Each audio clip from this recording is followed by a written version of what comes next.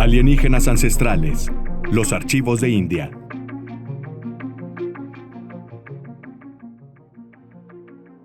Soy Enrico Baccarini y soy antropólogo cultural.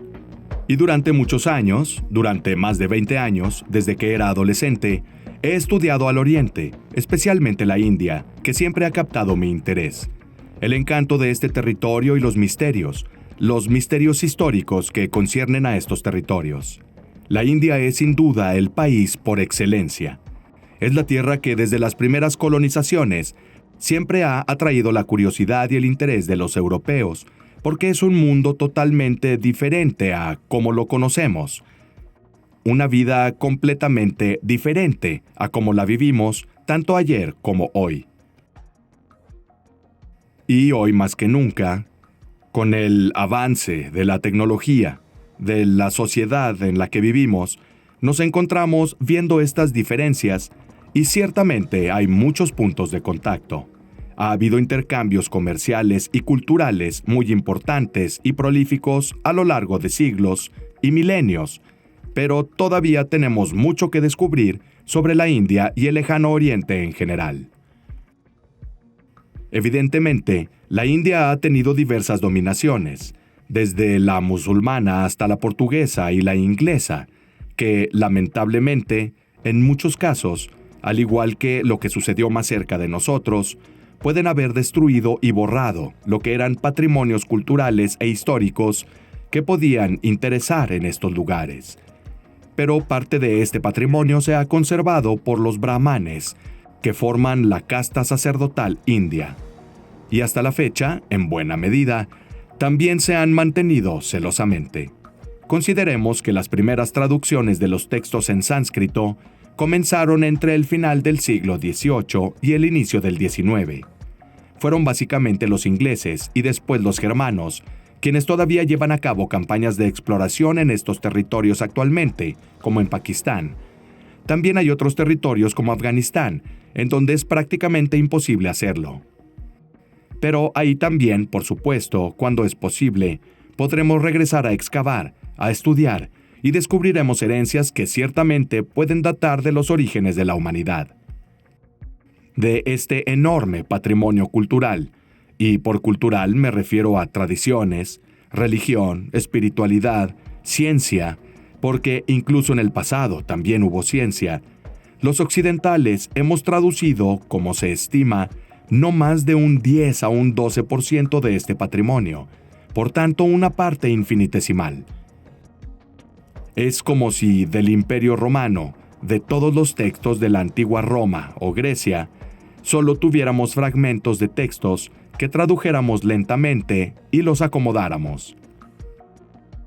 Y otro error muy común en relación con India, y cuando los occidentales hablamos de la India, es que tenemos toda una serie de conceptos que están fundamentalmente mal, porque, por ejemplo, consideramos su religión, el hinduismo, como una religión politeísta, en la que muchas deidades son alabadas.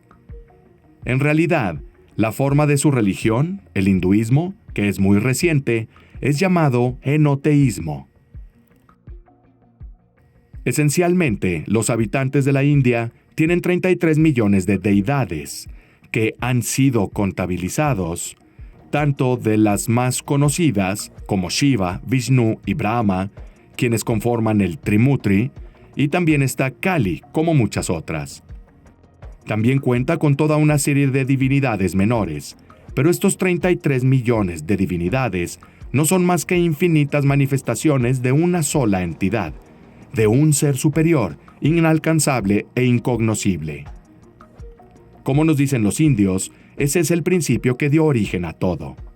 Es el principio que dio origen al universo y los universos.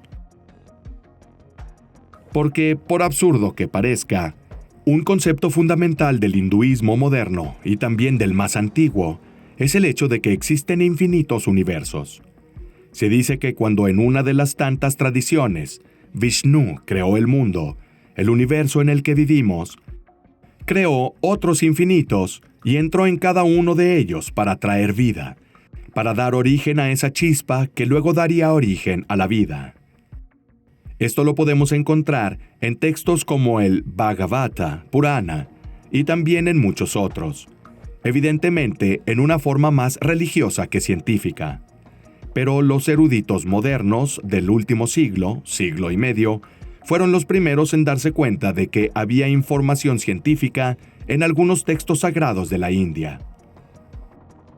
Me refiero a personas como Schrödinger, famoso por la física cuántica, y el famoso experimento mental del gato de Schrödinger, que fue un gran estudioso de la filosofía india.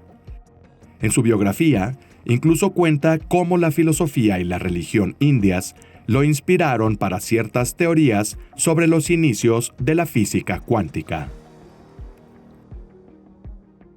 Max Born fue otro académico y físico muy importante y uno de los padres de la física cuántica. Y Wolfgang Pauli, que por ejemplo escribió junto con Jung el libro sobre las sincronicidades. También Oppenheimer, que ha vuelto a ser protagonista en los últimos años gracias a los documentales y películas sobre él. Fue un momento histórico cuando lo entrevistaron sobre las 2 bombas atómicas en Japón, en Hiroshima y Nagasaki. Cuando fue entrevistado por la televisora estatal estadounidense, citó un fragmento del Bhagavad Gita. Él dijo: "Ahora me he convertido en muerte, destructor de mundos". Y esta era una frase tomada de un texto indio, porque había estudiado y estaba profundamente fascinado por este mundo tan lejano, por esta filosofía, por estas religiones, y usó él voluntariamente porque han sido una fuente de inspiración para muchos científicos, además de ser una fascinación personal. Este conocimiento se ha estratificado a lo largo del tiempo, en el sentido en el que se hablaba antes, que el hinduismo es algo moderno. De hecho, es una religión, si no la más antigua, en la historia de la humanidad. Pero ha tenido varios momentos históricos que a partir de cierto momento somos capaces de entender, codificar y encajar en un nivel temporal. En la antigüedad se hablaba del Vedismo, por ejemplo, entre los años 1600 y 1500 AC, que fue seguido por el Brahmanismo, que es un periodo en el que los brahmanes, la casta sacerdotal india, asumió el poder total en su figura.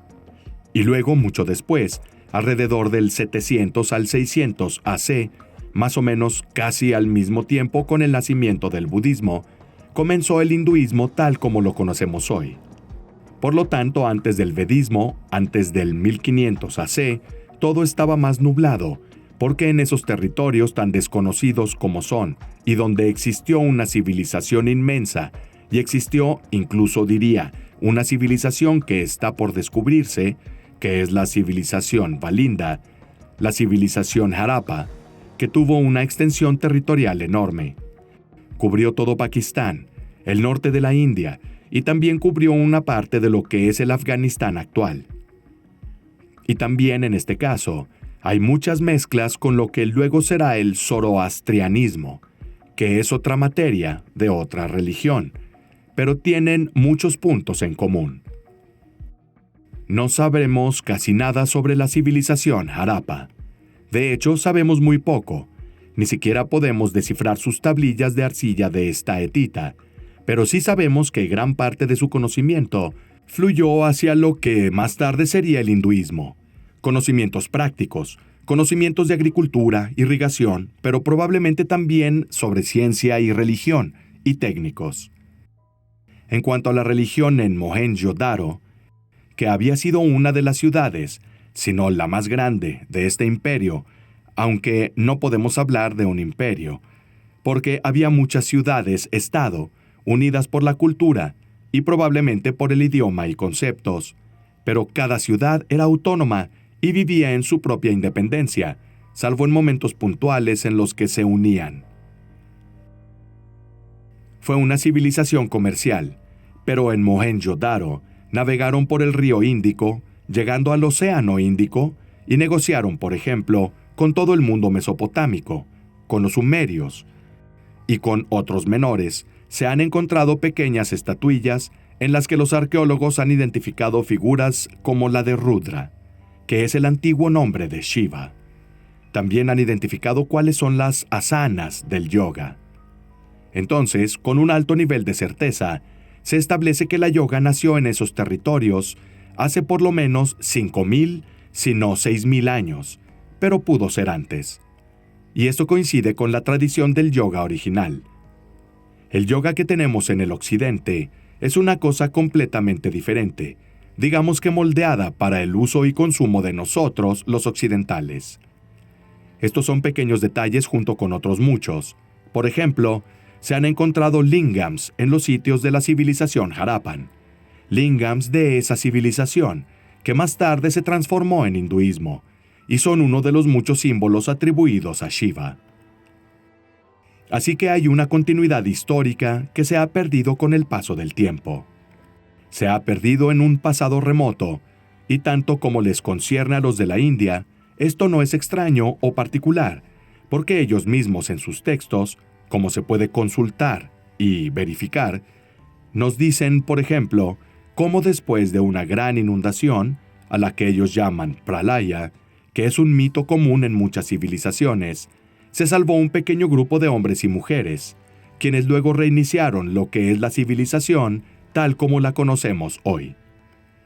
Entre estas cifras están, por ejemplo, los 7 sabios, que son 7 figuras muy importantes a las que también volveremos más adelante, que tenían como objetivo preservar el Veda, que no solo es el texto sagrado para los indios, sino que también significa literalmente conocimiento. Estas figuras son tradicionalmente consideradas seres humanos terrenales, no divinos, pero luego, claro, con el tiempo, fueron divinizados porque su papel y su importancia eran enormes para este pueblo.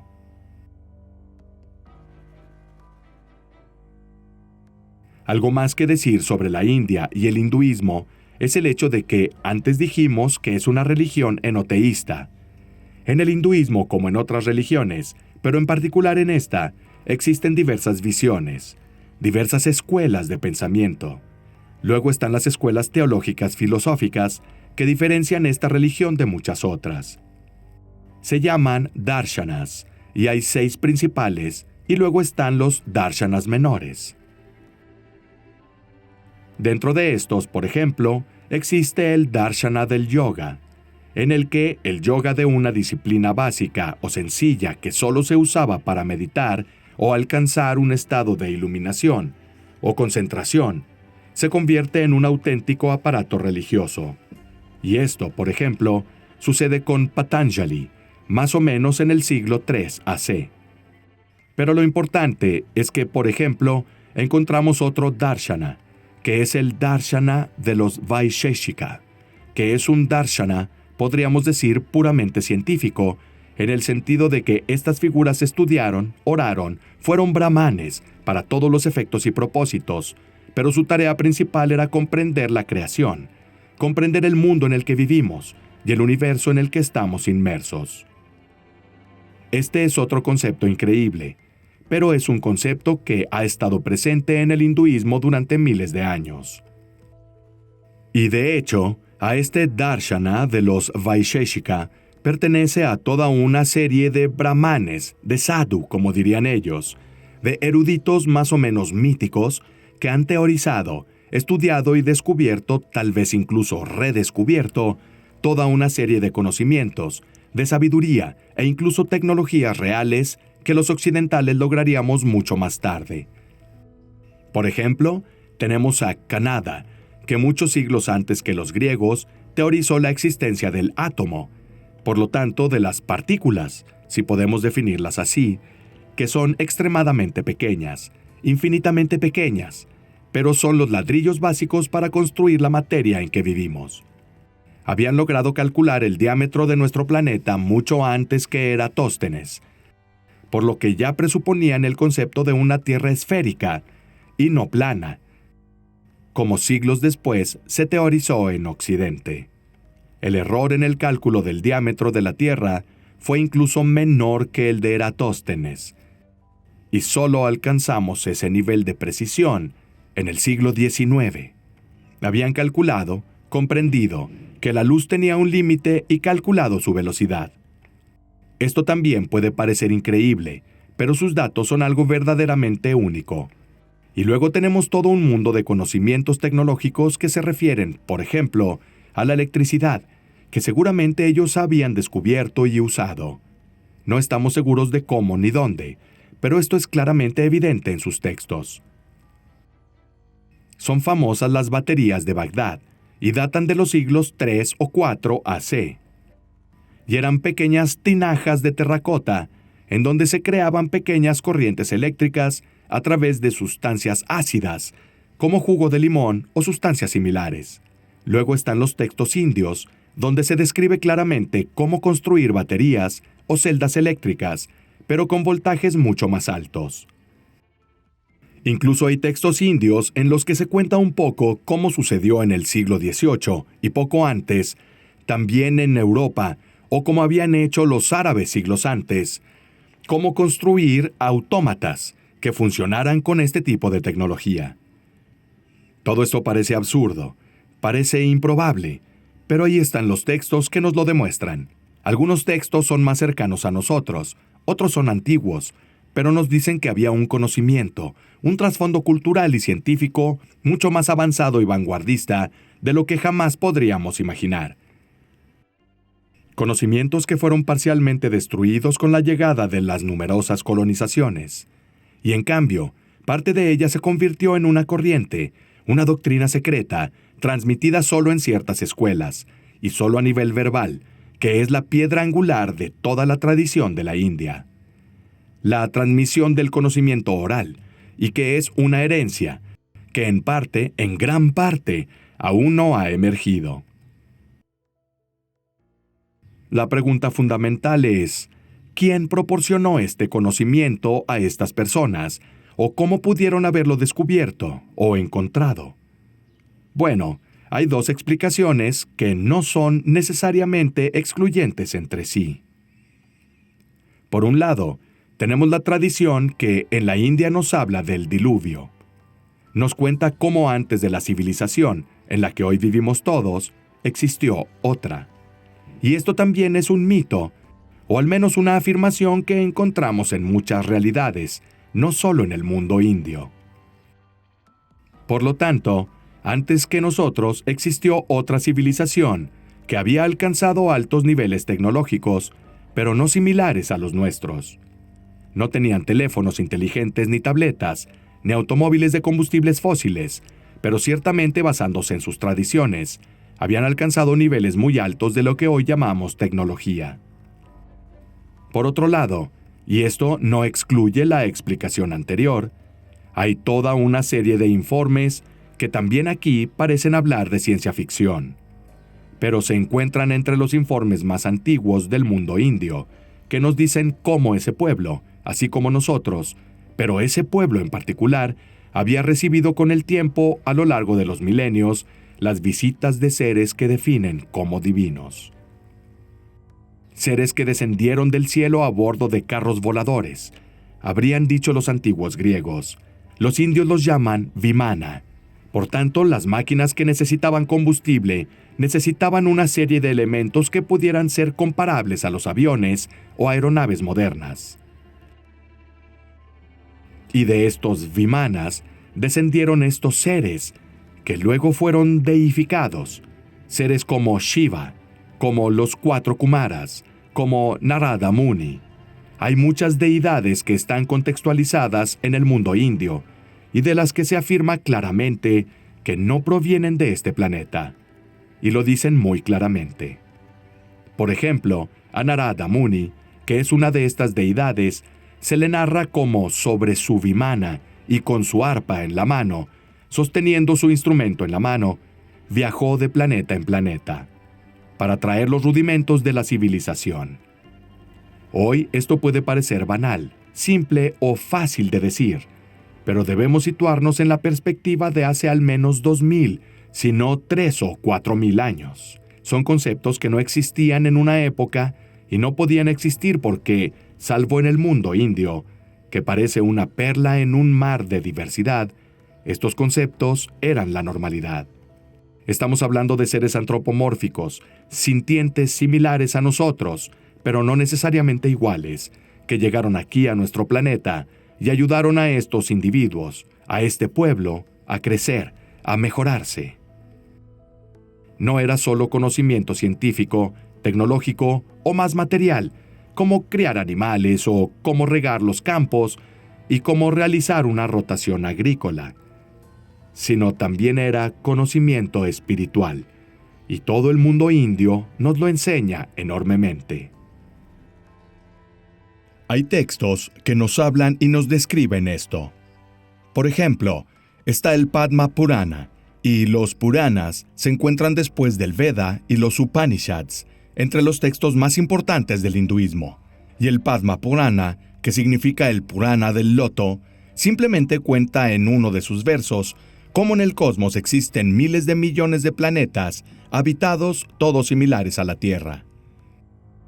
Existen infinitos tipos y tipos de formas de animales o plantas e incluso insectos, pero al mismo tiempo existen al menos 400,000 especies similares a la humana. Similares a la raza humana, entendida como la raza de nuestro planeta. Y este texto aparece y se transcribe de forma oral a texto escrito entre los siglos VIII y VI AC. Entonces era una tradición mucho más antigua. Era una tradición que se había transmitido oralmente durante siglos, tal vez incluso milenios antes.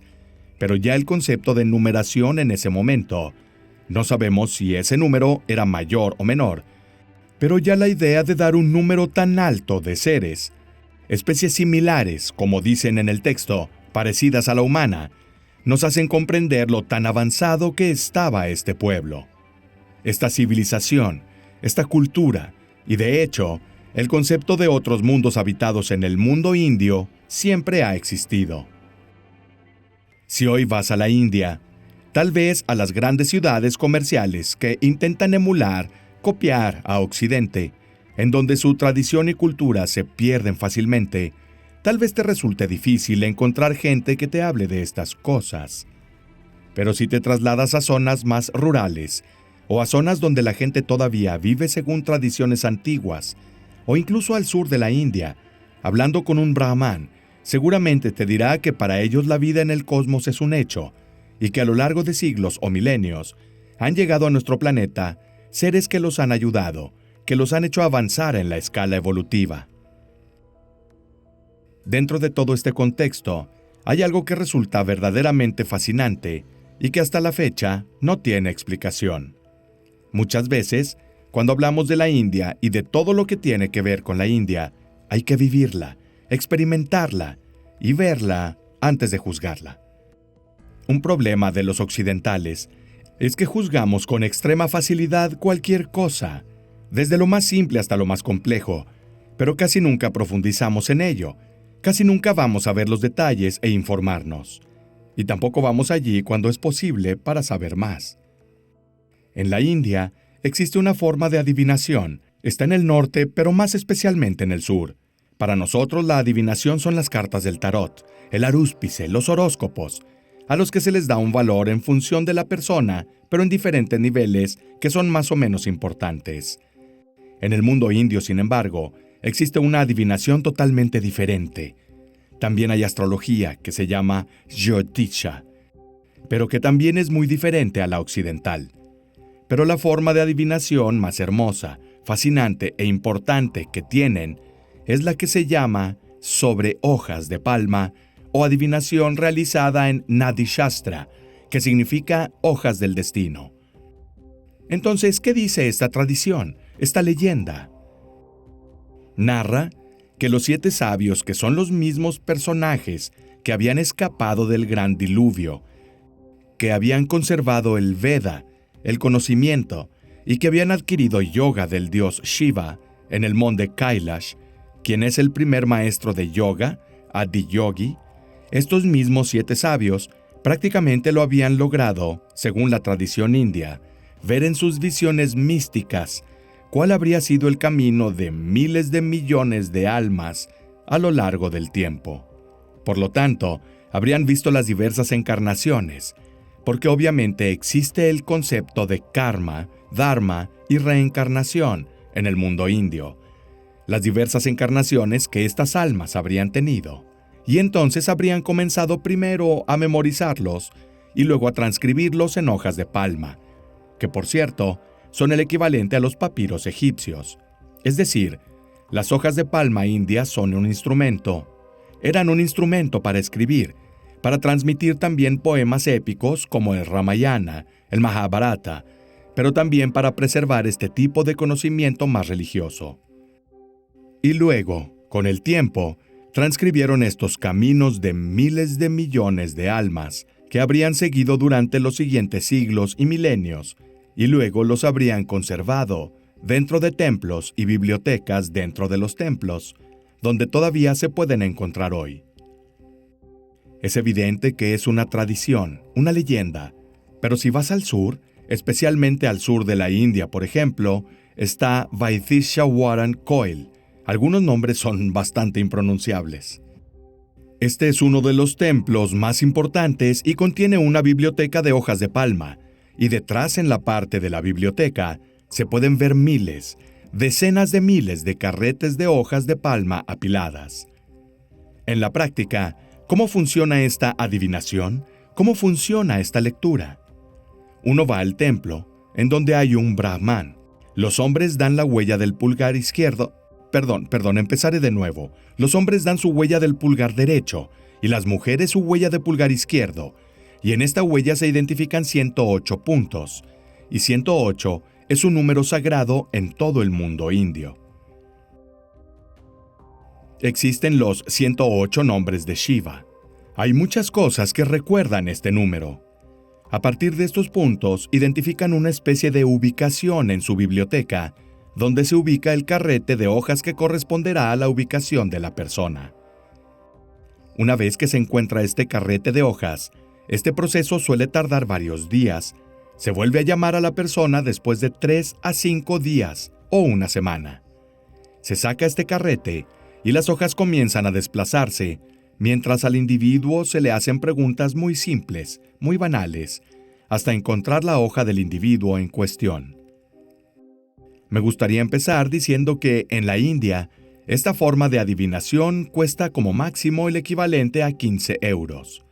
Digo esto porque también aquí en Occidente, en los últimos años, en Italia y en el extranjero, lamentablemente algunos han comercializado estas cosas, deformándolas y transformándolas en algo completamente diferente. La tradición dicta, por ejemplo, que las hojas del destino deben leerse necesaria y exclusivamente en la India. Es decir, si mi alma, mi persona está predestinada a leerlas, a hacerlas, tendría que ir a la India.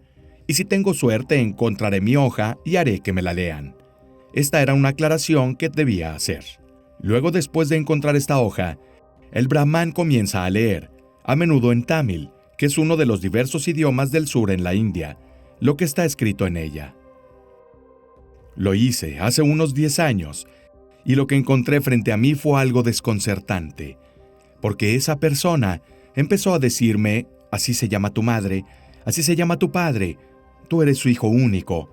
Empezó a darme toda una serie de detalles sumamente personales. Y esto puede ser creíble, porque uno puede decir, bien, tal vez buscó en internet, tal vez sabiendo que vendría esa persona X, investigó un poco. Hoy en día, con las redes sociales, es muy sencillo y esto es plausible. Entonces esta persona empezó a decirme, como a muchos otros, empezó a contarme varias cosas personales, sumamente personales. Cada uno de nosotros tiene secretos propios, secretos que no contamos a nadie, fragmentos de vida que solo nosotros conocemos y nunca revelamos. Esta persona empezó a contarme estos datos personales con un nivel de detalle extremo, extremadamente preciso. Entonces, si al principio el azar hubiera sido el creador de esta maravilla que estaba experimentando, el azar no pudo haber sido el creador de lo que sucedió después. De alguna manera, esta persona me estaba diciendo cosas que solo yo sabía. Y yo también empecé bastante escéptico, porque algo así me parecía imposible, impensable. pero salí convertido en un hombre diferente. Luego en estas lecturas te cuentan en tus vidas anteriores quién fuiste, qué hiciste, cuáles fueron tus deudas kármicas, y básicamente el resultado de todo esto es conocer el camino de tu alma. Esta lectura, esta visión, prevista según la tradición hace miles y miles de años y luego plasmada por escrito, debe ayudar a cada persona, a cada alma que encarna en un cuerpo, a mejorar su camino, mejorar su vida en el momento en que la vive, siendo consciente de vivirla. Por tanto, por un lado, extinguir el karma, y por otro, ser mejor persona consigo mismo y con los demás. Hay que decir que uno siempre conserva su libre albedrío. Es decir, cuando me fui, pude seguir los consejos que me había dado este brahman, este sacerdote, y regresar a mi casa en Italia y seguir viviendo mi vida como lo había hecho en el pasado, y siempre lo había hecho para bien o para mal. Hay muchas personas a las que se les ha realizado esta lectura, y hay muchas personas que han salido realmente sorprendidas. También hay que decir que en la India, como fuera de la India, también hay muchas personas que han hecho negocios con estas lecturas, y esto se acerca, si no es que de hecho es, un verdadero fraude. Pero esto es otra cuestión. No sabemos qué es, ni de dónde viene. Es absurdo, increíble, fuera de cualquier forma de pensar occidental, aunque luego encaje con los antiguos sistemas de adivinación, similares en algunos aspectos a los que hemos tenido aquí en Occidente. Pero la tradición sitúa detrás de todo esto a estos 7 sabios, estas 7 figuras que viendo y escuchando este viaje de las almas hace miles, decenas de miles de años, las codificaron para el bien de la humanidad. Una frase fundamental que puedes encontrar y encontrarás en todos los textos sagrados indios es que todo conocimiento es para el bien de la humanidad. Prueba de ello es que el mundo de la India, a pesar de ser un subcontinente enorme e inmenso, el pueblo de la India en conjunto casi nunca o muy rara vez libraba guerras de conquista, sino que más bien estaba en guerras de defensa contra invasores de fuera, como los otomanos, musulmanes, cristianos y otros pueblos que trataban de colonizarlos para invadir su territorio, y en varias ocasiones lo consiguieron. Entonces es algo que se debe a esas figuras, a esos 7 sabios, cuya sabiduría, cuya naturaleza todavía deja una pregunta abierta. Ciertamente estos 7 sabios, quizás porque eran los sobrevivientes de una civilización anterior, o quizás porque tuvieron acceso, y sobre todo contacto, con seres que no venían de este planeta, fueron quienes recibieron la ciencia y el conocimiento que fueron pasados a través de milenios en la India, y que obviamente también se convirtieron en ciencia y religión. Todo se ha convertido en una sola cosa, y esto obviamente deja preguntas abiertas y muchas dudas que deben ser resueltas. Otra curiosidad del mundo indio, entre los muchos que podemos encontrar, está el hecho que sabemos con certeza, por los Valindens, por lo que estamos hablando de al menos el año 3000 AC, se habían producido intercambios comerciales con todo el mundo mesopotámico, con los sumerios. Por ejemplo, hay tradiciones que encontramos en el Bhavishya Purana, que es otro texto sagrado indio. Hay una tradición, una leyenda que personalmente creo que nunca podrá ser confirmada ni refutada, que cuenta una historia muy particular. Cuenta la historia de un personaje y su esposa. Este personaje era indio, era Brahman, y en cierto momento, como sucedió en el mundo egipcio con Akenatón, el padre de Tutankamón, al que llaman el faraón hereje, porque centra toda su atención y religiosidad en una sola divinidad. El Bhavishya Purana cuenta la historia de este personaje, que junto con su esposa y sus discípulos centraron su atención únicamente en un dios indio. No se especifica cuál, pero nos dicen que el nombre de esta figura, este Brahmin, se llama Abrahman, o sea, en sánscrito siendo una lengua indoeuropea. A es una negación, Entonces quiere decir sin Brahman. Su esposa se llama como el río Sarasvati, es decir, Lady Sara. Ahora, Abraham Abrahman y Sarasvati, que son dos nombres que hemos aprendido a conocer desde la infancia en el Bhavishya Purana, se cuenta cómo precisamente por haber centrado su culto en una sola deidad y no en todas las demás, son expulsados de la India junto con sus discípulos y son enviados a lo que Bhavishya Purana llama la tierra de los dos ríos, que históricamente son el Tigris y el Éufrates. Esta es la historia. ¿Y luego qué pasa? Si leemos el Antiguo Testamento, al igual que otros textos sagrados, encontramos la historia de Abraham y de su esposa Sara, de todos los lugares posibles en Mesopotamia, en la antigua civilización sumeria, después de haber tenido contacto con Yahvé, sea cual fuere, comienza su misión, y a partir de allí comienza la historia del pueblo judío. Obviamente es una tradición, una leyenda, si podemos definirla así, muy fascinante, pero nos dice cómo quizás parte de los orígenes de la religiosidad, quizás incluso judío, algunos de sus conceptos pueden extraer su sangre del mundo indio, del mundo de la antigua India. Y otro dato sumamente interesante que conecta arqueológica e históricamente estos dos territorios tan lejanos, especialmente en esa época, es un símbolo que todos conocemos y reconocemos, un símbolo que se llama Estrella de David. La Estrella de David hoy es el símbolo de Israel. Está en la bandera del Estado de Israel, lo cual es una realidad reciente. Fue creado tras el final de la Segunda Guerra Mundial. Como símbolo en la antigüedad, está vinculado al pueblo judío y está bastante cerca de nosotros en el tiempo. Históricamente hemos visto cómo las primeras representaciones de la Estrella de David, por ejemplo, están presentes en la sinagoga de Cafarnaún, que data aproximadamente del siglo III o IV AC. Antes, este símbolo no existía. Allí estaba, pero no era representativo y no tenía tanta importancia. Si vamos a la India, encontramos el mismo símbolo que tiene un nombre diferente.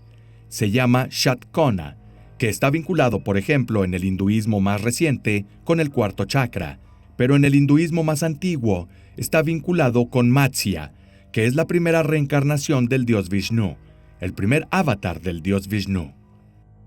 Y Matsya, tal como se le representa, es un ser antropomórfico, mitad hombre, mitad pez. Digamos que del torso hacia arriba es un hombre, en la parte inferior es un pez. Y entre los diversos objetos que sostiene en sus manos, se encuentra un disco con la Shatkona, con el símbolo de la Estrella de David. Sabemos de las diversas encarnaciones del Ser Supremo de Vishnu en los distintos avatares, incluyendo a Rama, del Ramayana, del que nos hablan en la religión, en la tradición india. Y es curioso que el primero de ellos, Matsya, este ser, este mitad hombre, mitad pez, se corresponde con este símbolo en concreto. Corresponde a aquellos Apkallu, que fueron los 7 sabios para los sumerios. Eran los civilizados de los sumerios. Seres que entonces eran llamados también Oanes. Incluso en los sellos Sumi, se les representa mitad hombres, mitad peces, y habían traído el conocimiento que Veda, habrían dicho los indios, los rudimentos para crear una civilización en el pueblo sumerio. En el mundo indio, encontramos Matsya con un símbolo más antiguo que el que encontraremos luego en el mundo judío, pero idéntico, vinculado al mundo indio.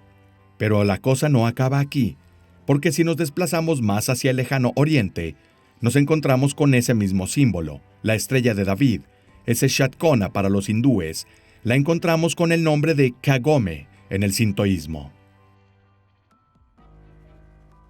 El sintoísmo es una religión animista y es la más antigua de Japón. Así vemos cómo, al menos en India y Japón, al comienzo de su religiosidad, al comienzo de la civilización tal como la conocemos, hay un símbolo. Existe esta representación que está profundamente vinculada y permeada dentro de las culturas y las civilizaciones.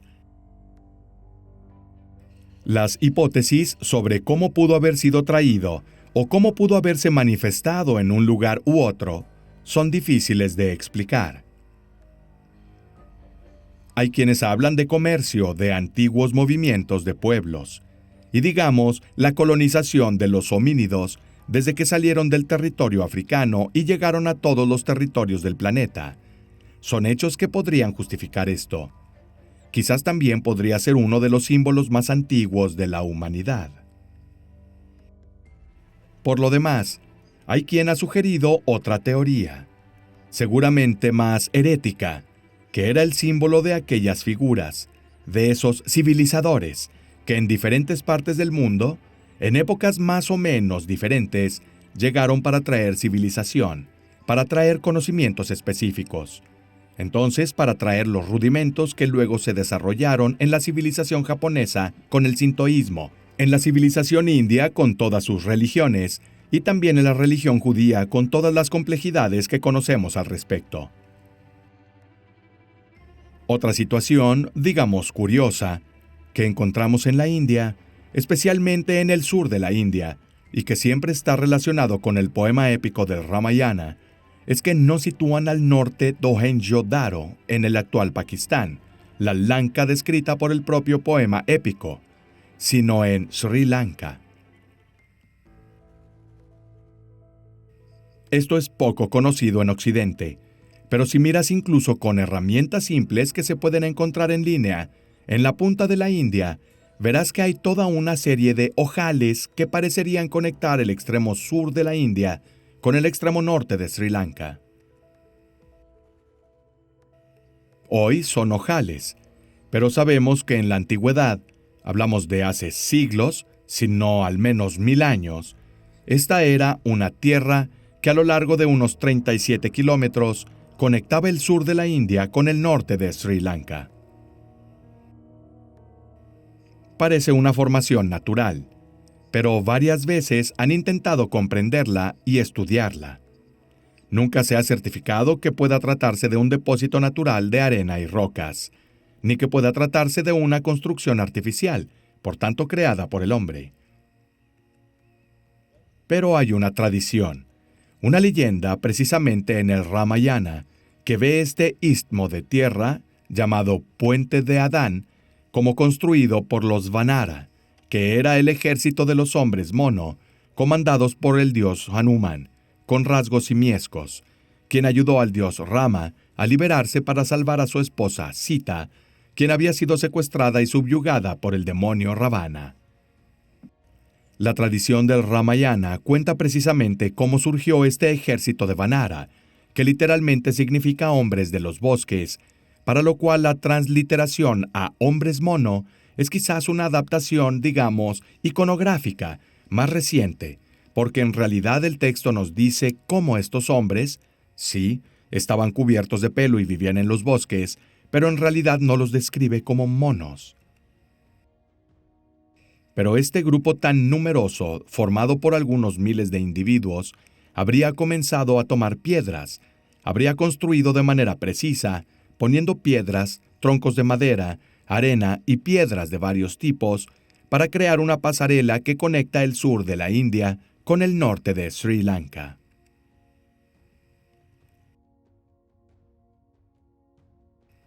Y según el poema épico, lo habrían conseguido. Lo que vemos hoy es en realidad una anomalía, algo que no debería estar ahí. También porque ese trozo de mar está lleno de corrientes muy fuertes, por lo que es difícil que se haya creado un depósito en esa zona, si no hubiera sido hecho de manera precisa y consciente por algunos individuos. Hay mapas antiguos, hay tradiciones antiguas que van más allá del poema épico del Ramayana y que nos cuentan cómo este istmo de tierra conectaba las dos partes. Y lo curioso es que las medidas que se dan en el interior del Ramayana en realidad corresponden a cuál es la longitud real de esta extensión de terreno que alguna vez fue transitable. La tradición afirma, de hecho, Lanka, la ciudad de Lanka, que era el dominio gobernado por el demonio Ravana, que había secuestrado a la esposa de Rama, es un poco un juego de nombres y palabras, pero ubica a la ciudad de Lanka en la actual Sri Lanka. Y aunque su territorio, plantas y demás no corresponden a lo que realmente hay hoy como hace siglos o 4.000 años en Sri Lanka, sin embargo, la tradición popular sitúa allí muchos de los lugares descritos en este poema épico. Hay que decir, sin embargo, que hay uno o dos datos sumamente curiosos. Primero, hay una estructura grabada en una roca que hoy es un templo budista, que se llama Stargate de Sri Lanka, que parecería, y debemos usar el condicional, ser una representación muy simple de lo que es nuestra galaxia. No sabemos quién lo hizo ni cuándo lo hizo, pero la disposición de ciertas incisiones recuerda y refleja la de ciertas constelaciones, pero, en particular, la posición de ciertas espirales dibujadas en esta roca vertical refleja la posición de ciertas galaxias en nuestra galaxia, en la parte que podemos ver. Obviamente, esto puede ser un evento aleatorio o puede haber sido deliberado. Sin embargo, la pregunta es, ¿quién tenía las herramientas y el conocimiento para dibujar este tipo de mapas en tiempos muy antiguos, más precisamente en Sri Lanka? Otra cosa muy curiosa es una cueva muy antigua y redescubierta en tiempos muy recientes. Estamos hablando de finales de los años 90. Y hacia la entrada de esta cueva, en la parte más alta, hay una inscripción emblemática que relata cómo esta cueva fue el último lugar de enterramiento de un piloto de una Vimana que había volado por los cielos un tiempo antes. Y esto nos lleva nuevamente a recordar esos aviones, esas máquinas voladoras, que a todos los efectos volaron en esos cielos hace al menos entre 4 y 5 mil años, si no antes, como lo cuenta su tradición, y tal vez incluso la historia de la India, así como de Sri Lanka. Se trata de elementos obviamente dispersos, pero que nos cuentan una historia muy diferente a la que hemos vivido y conocido en Occidente. Otro elemento de interés que nos hace comprender mejor hasta qué punto el pueblo indio era consciente de cosas que no debería haber sabido, se refiere al río Sarasvati. El río Sarasvati es, en la tradición india, un río legendario del que hasta hace unas décadas no sabíamos absolutamente nada. Y eso se menciona muchas veces, al menos 100 veces, en el texto más sagrado del hinduismo, que es el Rig Veda. También es una deidad, porque obviamente un río, al igual que otros fenómenos naturales, también están divinizados dentro de la cultura india. Pero este inmenso río, con un lecho que parecía tener unos pocos kilómetros de ancho, con un caudal de agua inimaginable, se describe una y otra vez en el Rig Veda, primero en el texto más sagrado del hinduismo y luego en otros textos. ¿Y luego qué pasó? Hasta alrededor de 1998-99, todo esto era una hermosa leyenda que principalmente en la India se contaba a los niños. Entonces lo que pasa es que se utilizan satélites, los satélites Landsat, que fueron los primeros satélites que se usaron para estudiar y cartografiar el globo a finales de los años 90. Entonces nos damos cuenta que en la zona en la que se decía antiguamente este inmenso río era precisamente el río Sarasvati, por los satélites y luego por los análisis que se hicieron posteriormente, incluso yendo al lugar, en realidad era un cauce muy antiguo, de un río realmente enorme, que se había secado debido a una serie de movimientos tectónicos. Así que el agua, en lugar de fluir por la superficie, en un determinado punto había sido canalizada bajo tierra. Este río se había secado definitivamente hacia el año 1900 a 2000 AC, por lo que hablamos de hace unos 4000 años.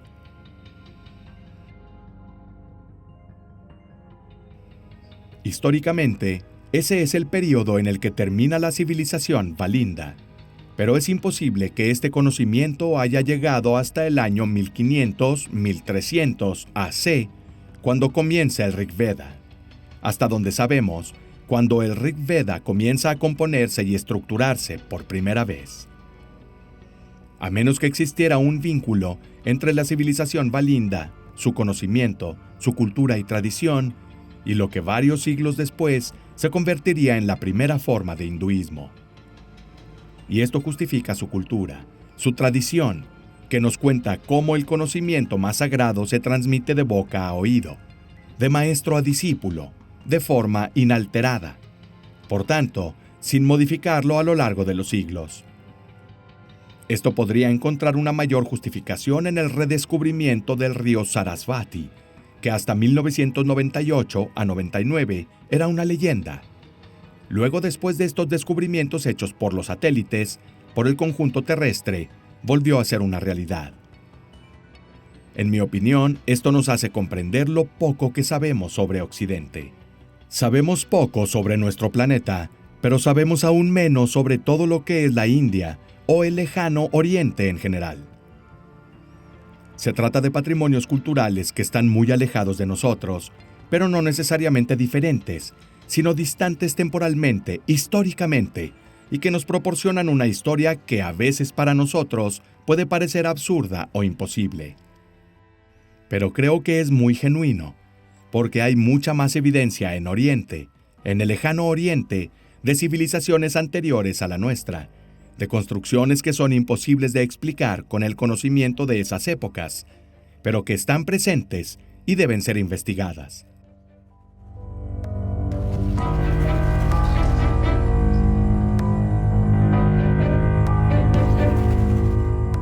Así que otro mito muy interesante que encontramos en el mundo indio es el de los 7 grandes sabios, o Saptarishi. Estos 7 sabios son básicamente los civilizadores del pueblo indio.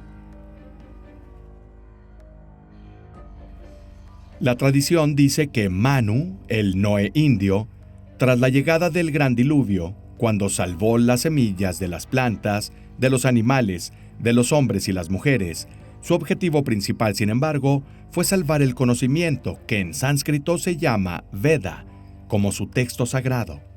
Y para salvar el conocimiento, tomó a los Saptarishi, los 7 sabios, y los hizo subir a su barco. Luego, después de todos los acontecimientos, después de un periodo largo en el que el barco se sacudió de lado a lado, finalmente aterriza en la cadena del Himalaya. Las aguas retroceden, y cuando la tierra comienza a ser visible nuevamente, todos salen, y estos hombres sabios comienzan a moverse para devolver la civilización entre los supervivientes, incluso en zonas muy lejanas. Este mito, esta tradición, esta leyenda, es muy interesante porque nos habla de un diluvio de una civilización anterior, de una civilización nueva que debe ser recreada para los Manusmriti, las leyes de Manu. Estos personajes eran personajes reales, de carne y hueso, que luego serían, mucho más tarde, divinizados, precisamente por ese papel fundamental de regresar la civilización a los hombres. Y lo curioso, sin embargo, es que encontramos este mito en muchas otras áreas del planeta, y esto obviamente plantea interrogantes.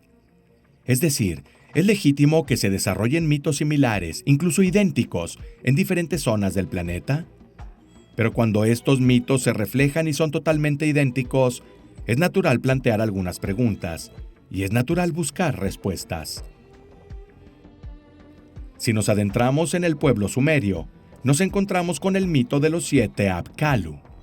Los 7 Apkallu son los civilizadores de la civilización sumeria. La tradición dice que llegaron a bordo de un huevo luminoso, como está descrito, que al bajar al mar surgiría este ser, este Apkallu, que en las tablillas se describe con forma antropomorfa, mitad hombre y mitad pez. Y estos Apkallu prácticamente tenían la tarea de enseñar a los altos dignatarios y gobernantes de épocas extremadamente antiguas de Mesopotamia los rudimentos de la civilización.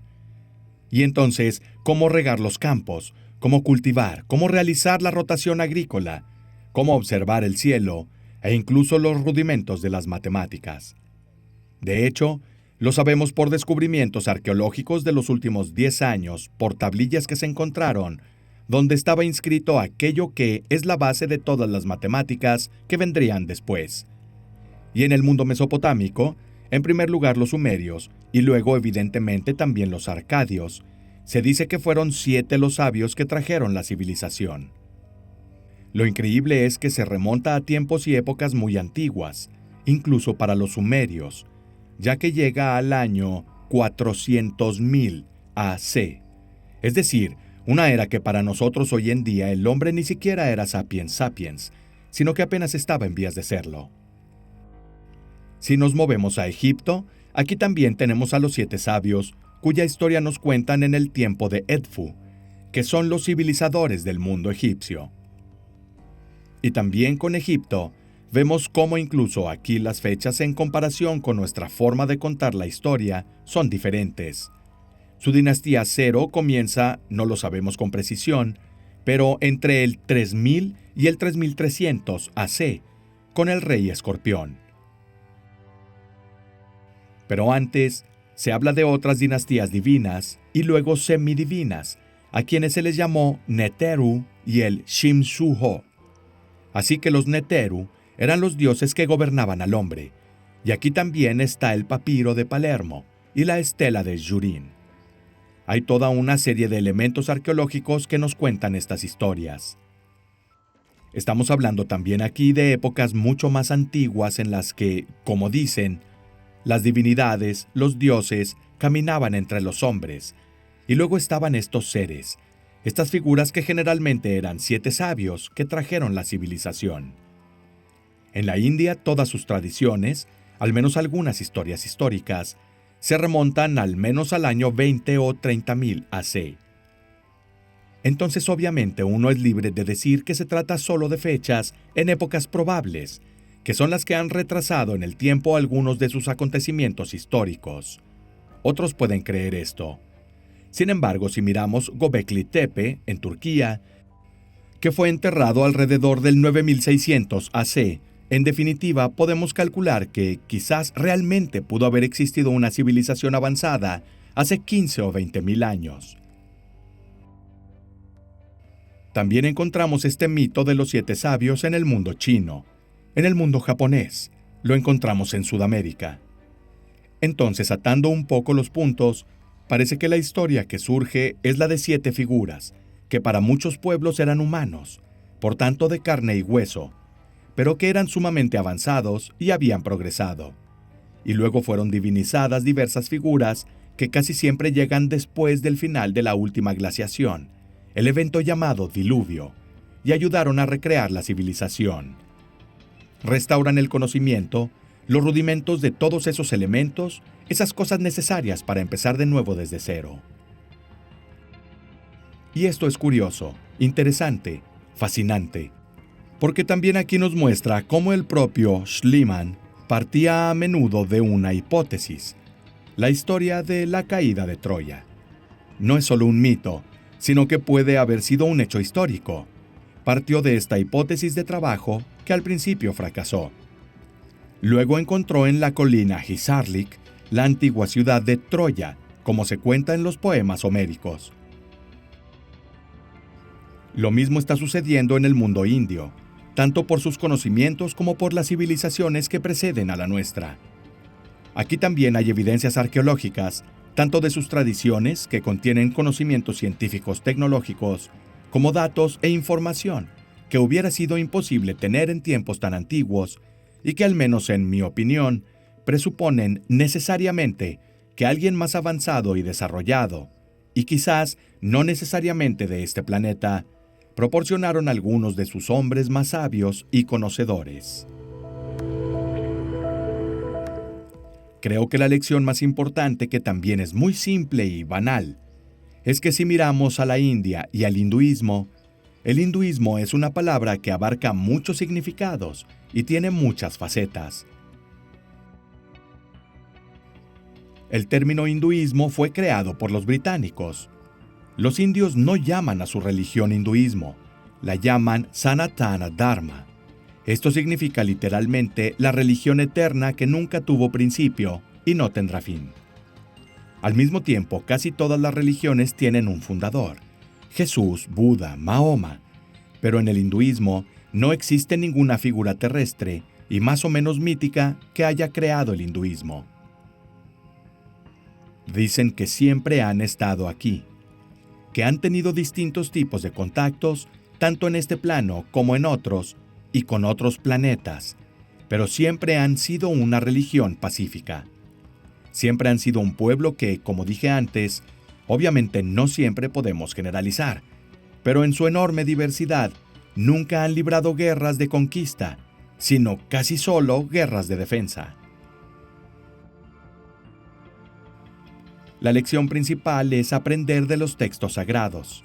En este caso, aprender lecciones de vida para superarse, aprender a ser mejor persona, dentro de uno mismo, por lo tanto consigo mismo, y luego obviamente hacia los demás, intentando hacer el bien para uno mismo y hacia los demás. Estos son los conceptos clave, por ejemplo, en karma. Ese es el concepto de reencarnación. Uno puede creerlo o no. Si uno no lo cree, sin embargo, en cualquier caso, me lleva a ser mejor persona hoy. A no hacer daño, a no mentir, lastimar a otra persona, ofenderla verbal o físicamente, porque tal vez algún día esto pueda llegar de regreso contra mí. Hoy hago algo negativo, pero no en esta vida. Quizás en esta vida me pueda ir bien. Me salgo con la mía. Nadie se entera de lo que hice ni me pasa nada. Pero en la próxima vida pagaré la deuda del mal que he hecho hoy, por grande o pequeño que sea. Son conceptos que son, obviamente, también hay una estratificación que llega a una enorme complejidad. Pero el hinduismo en muchas cosas tiene conceptos muy básicos, muy simples, de libre albedrío, pero al mismo tiempo de no hacer a los demás lo que no quisieras que te hicieran a ti, como decía San Agustín. Esto también lo encontramos, por ejemplo, en el budismo, porque Buda Siddhartha Gautama nació como hindú en Lumbini, en el norte de la India. Su familia era hindú, él era hindú. Luego se da cuenta de que algo no le cuadra y emprende un camino personal. Pero muchos conceptos hermosos y fascinantes del budismo surgen precisamente del hinduismo. Así como el cristianismo, si se me permite el término, es una herejía del judaísmo, el budismo es una herejía del hinduismo. Y estas dos religiones orientales nos enseñan a ser personas buenas y valientes, a hacer el bien, orar y meditar porque esto nos mejora internamente.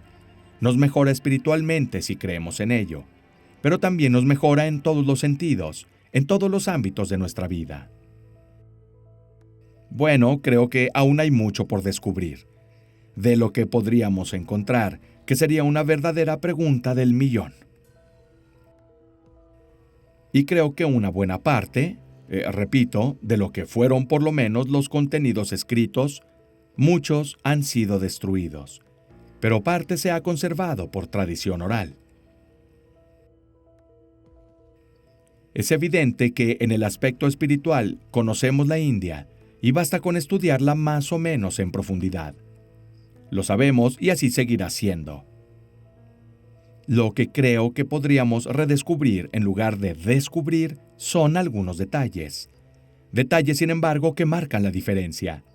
Tradiciones, conocimientos o textos que quizás profundicen en determinados temas, como el de las civilizaciones o la civilización anterior a la actual. Disponemos de textos indios e hindúes que nos hablan de esta civilización anterior, pero nunca entran en demasiados detalles.